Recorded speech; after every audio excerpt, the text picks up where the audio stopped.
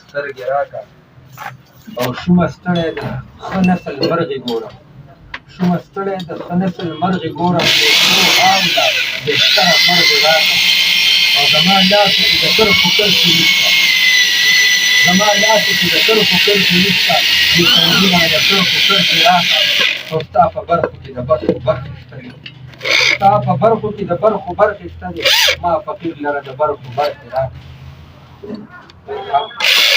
چې دغه خبره تاریخ منظوره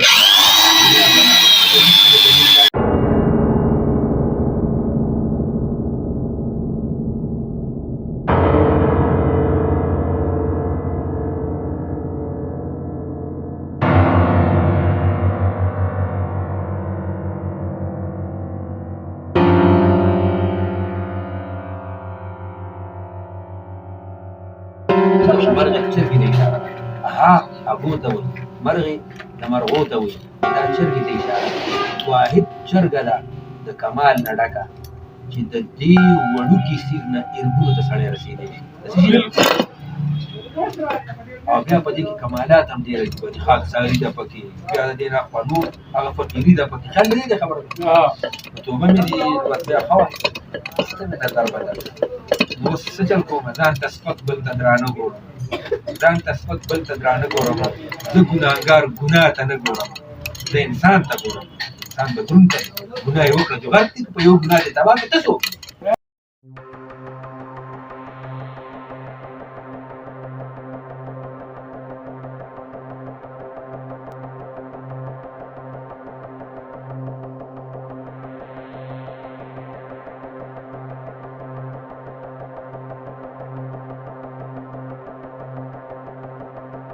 لټون د خپل رب داسې دی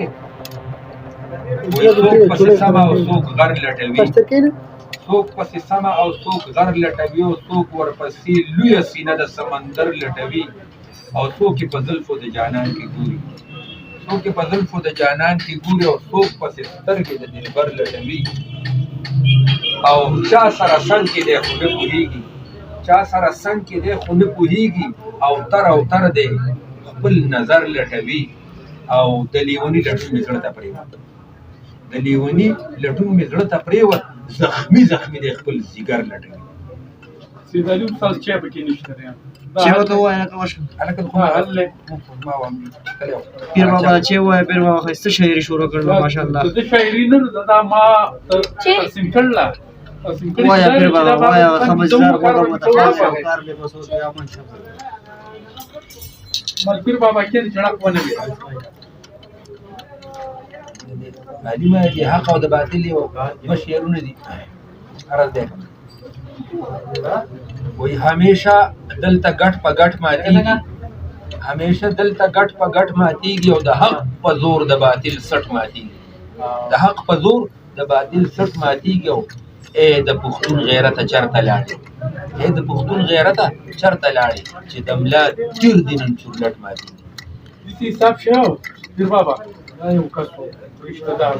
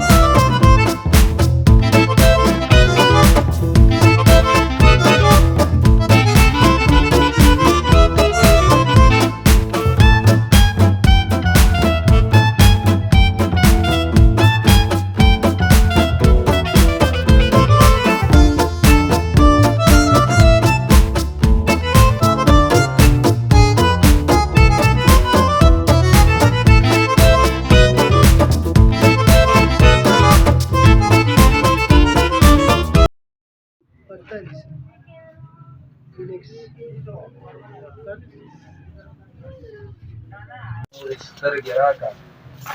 او شومه ستړی ده ښه نسل مرغې ګورم شومه ستړی ده ښه نسل مرغې ګورم بېشمو عامله بهتره مرغې راکړه او زما لاسو کې د کرښو کرښې نشته زما لاسو کې د کرښو کرښې نشته بې خوندونه د کرښو کرښې راکړه او ستا په برخو کې د برخو برخې شته دي ستا په برخو کې د برخو برخې شته دي ما فقیر لره د برخو برخې راکړه چې دغه خبره تاریخ منظوره شوه ملت په کوم همداسې راباندې بنده شوې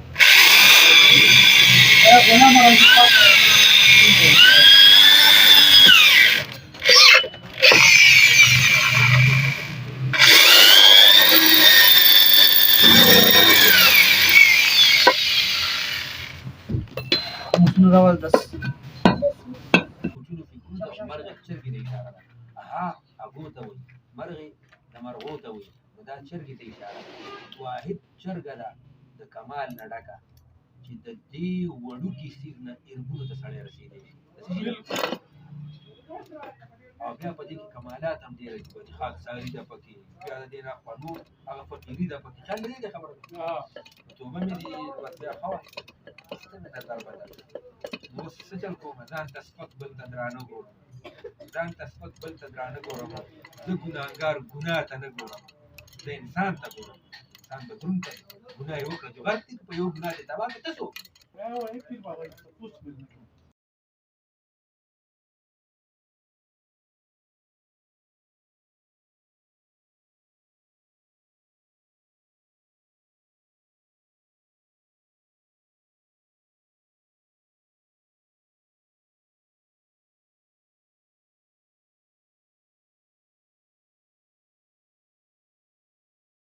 لټون د خپل رب داسې دی وایي څوک پسې سمه او څوک غر لټوي څوک پسې سمه او څوک غر لټوي او څوک ورپسې لویه سینه د سمندر لټوي